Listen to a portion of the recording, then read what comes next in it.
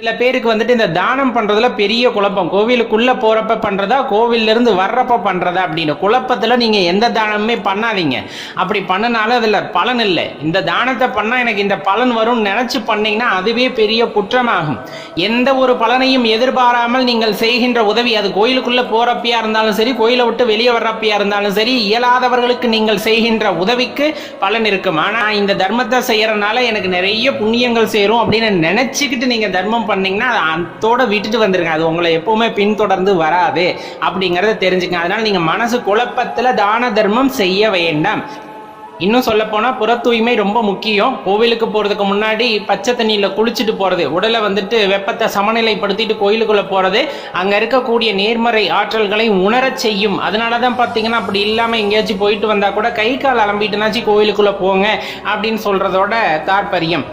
இப்போ அவ்வளோ தூரம் நம்ம பயணித்து கோவிலில் போகிறோம். போனதுமே அங்கே என்ன தப்பு பண்ணிடுவோன்னா, தீபாராதனை நம்மளுக்காகவே காட்டுவாங்க. அப்போ கண்ணை மூடிக்கிட்டு சாமியை கும்பிட வேண்டியது ரொம்ப முக்கியம். கண்ணை மூடி தியானத்தில் இறைவனை காணலாம், தவறில்லை. அங்கே போய் நின்றுட்டு கருவறை கிட்ட நம்மளுக்கு தீபாராதனை காட்டும் போது கண்குளிர இறைவனை காண வேண்டும்.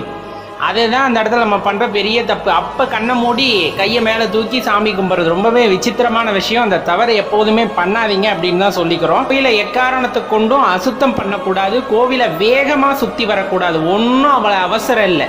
நிறுத்தி நிதானமா கோவிலை சுத்தி வரணும். அதுதான் ரொம்ப முக்கியம். இப்போ கோவிலில் போறீங்க, சாமி கும்பிடுறோம், வெளியே கொஞ்ச நேரம் உட்காருவோம், அல்லது அந்த சாமி கும்பிட்றதுக்கு கியூவில் நிற்கிறோன்னா தயவு செஞ்சு யார்கிட்டையும் பேசாதீங்க.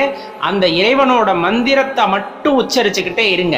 அதே போல முடிச்சுட்டு வர்றோம், வெளியே ஒரு 10 நிமிஷம் அமைதியாக உட்காந்து தியானம் பண்ணுங்க. தியானத்தில் மந்திரத்தை உச்சரிச்சுக்கிட்டே இருங்க.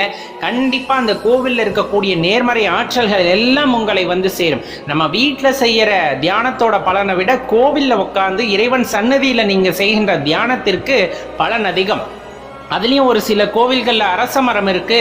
அந்த அரச மரத்து அடியில் காலையில் 9 மணிக்கு முன்னாடியே அங்கே உட்காந்து தியானம் பண்ணுறது ஆகச்சிறந்த பலனை கொடுக்கும்.